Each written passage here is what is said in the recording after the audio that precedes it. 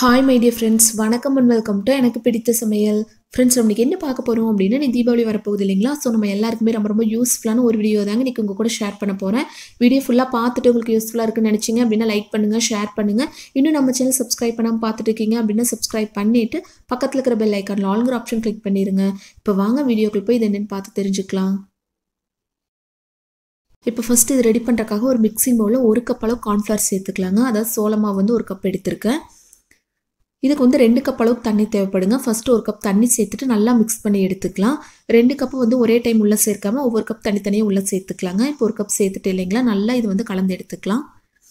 கட்டி இல்லாத மாதிரி நல்லா கலந்து எடுத்துக்கலாங்க. இப்போ நல்லா கலந்து விட்டுட்டு இல்லைங்களா, இப்போ இன்னொரு கப் தண்ணி சேர்த்துட்டு இதையும் ஒரு டைம் நல்லா மிக்ஸ் பண்ணி எடுத்து வச்சிடலாங்க. 1 கப் கார்ன்ஃப்ளவருக்கு 2 கப் அளவுக்கு தண்ணி சேர்த்து கலந்து எடுத்து வச்சிருக்கோம். இப்போ ஒரு பேன் வச்சு இதில் 2 கப் அளவுக்கு சர்க்கரை எடுத்துக்கலாங்க. நம்ம 1 கப் அளவு கார்ன்ஃப்ளவர் எடுத்துருக்கோம் இல்லைங்களா, அதுக்கு 2 கப் அளவுக்கு சர்க்கரை கரெக்டாக இருக்கும். உங்களுக்கு இனிப்பு குறைவாக வேணும் அப்படிங்கிறவங்க 1.5 கப் அளவு கூட சர்க்கரை எடுத்துக்கலாம். இப்போ 2 கப் அளவு சர்க்கரைக்கு 1 கப் அளவு தண்ணி கரெக்டாக இருக்குங்க. இப்போ இந்த மாதிரி சர்க்கரை நல்லா கரைஞ்சா மட்டும் போதுங்க. அந்த பாகுப்பதம் அந்த மாதிரிலாம் எதுவுமே தேவையில்லை. அதனால லோ ஃப்ளேமில் வைக்கிறத விட ஹை ஃப்ளேம் வச்சிட்டிங்க அப்படின்னா டக்குன்னு ரெடி பண்ணி எடுத்துடலாம். இப்போ ஹை ஃப்ளேமில் வச்சுட்டு ஒரு டைம் நல்லா கலந்து விட்டுட்டே இருந்தோம் அப்படின்னா சர்க்கரை நல்லா கரைஞ்சி இந்த மாதிரி பபிள்ஸ் வர ஆரம்பிக்குது இல்லைங்களா, அந்த ஸ்டேஜில் கார்ன்ஃப்ளவர் தண்ணியில் மிக்ஸ் பண்ணி எடுத்து வச்சிருக்கு இல்லைங்களா, அதையும் உள்ளே சேர்த்துக்கலாங்க. உள்ளே சேர்த்த உடனே லோ ஃப்ளேம்க்கு மாற்றிக்கலாம். இப்போ இந்த மாதிரி நல்லா மிக்ஸ் பண்ணி விட்டுட்டே இருக்கலாங்க.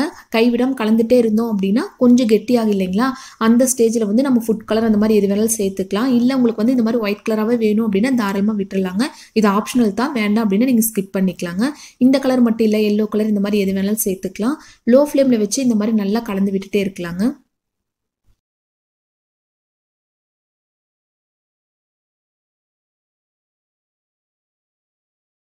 இப்போ லைட்டாக கெட்டியான மாதிரி இருக்கு இல்லைங்களா, இந்த ஸ்டேஜில் கொஞ்சமாக நெய் சேர்த்துக்கலாங்க.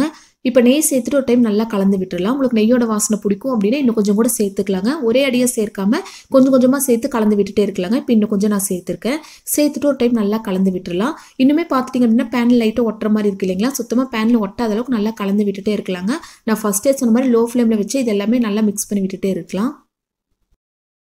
லாஸ்ட்டாக கொஞ்சமாக நட்ஸ் ஏதாச்சும் இருந்துச்சு அப்படின்னா குட்டி குட்டியாக கட் பண்ணி உள்ளே சேர்த்துக்கோங்க. இப்படி சேர்க்கும்போது நம்ம சாப்பிடும்போது ரொம்ப நல்லா இருக்குங்க. அதனால கொஞ்சமாக குட்டி குட்டியாக கட் பண்ணி உள்ளே சேர்த்துட்டேன். உங்களுக்கு நட்ஸ் வேண்டாம் அப்படின்னா தாராளமாக ஸ்கிப் பண்ணிக்கலாங்க.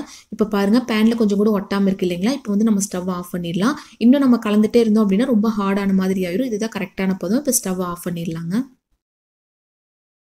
பிளேட்டில் கொஞ்சமாக நெய் தடவிட்டு அதுக்கு மேலே குட்டி குட்டியாக பிஸ்தாவை கட் பண்ணி நான் மேலே சேர்த்துக்கிறேங்க.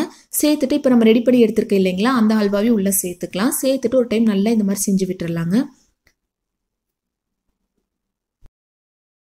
இந்த மாதிரி ஒரு சின்ன ஸ்பூனில் லைட்டாக நெய் தடவிட்டு இந்த மாதிரி செஞ்சுட்டிங்க அப்படின்னா கொஞ்சம் கூட ஒட்டாமல் இருக்குங்க, கரெக்டான ஷேப்பில் கிடைக்கும். அதனால் லைட்டாக இந்த மாதிரி நம்ம செஞ்சு விட்டுறலாம். இது ஒரு அரை மணி நேரம் அப்படியே இருக்கட்டுங்க. அதுக்கப்புறம் நம்ம கட் பண்ணிக்கலாம். நல்லா ஆறினதுக்கப்புறம் கட் பண்ணோம் அப்படின்னா ரொம்ப நல்லாயிருக்கும். இப்போ நல்லா ஆறிடுச்சுங்க. நம்ம அப்படியே ஒரு பிளேட்டுக்கு மாற்றிடலாம். கொஞ்சம் சூடாக இருந்தால் கூட நீங்கள் கட் பண்ணும்போது அந்த ஷேப் கரெக்டாக இருக்காதுங்க, கத்தியிலெல்லாம் ஒட்டிகிட்டு இருக்கும். அதனால் நல்லா ஆறினதுக்கப்புறம் இந்த மாதிரி ஒரு பிளேட்டுக்கு மாற்றிக்கலாம்.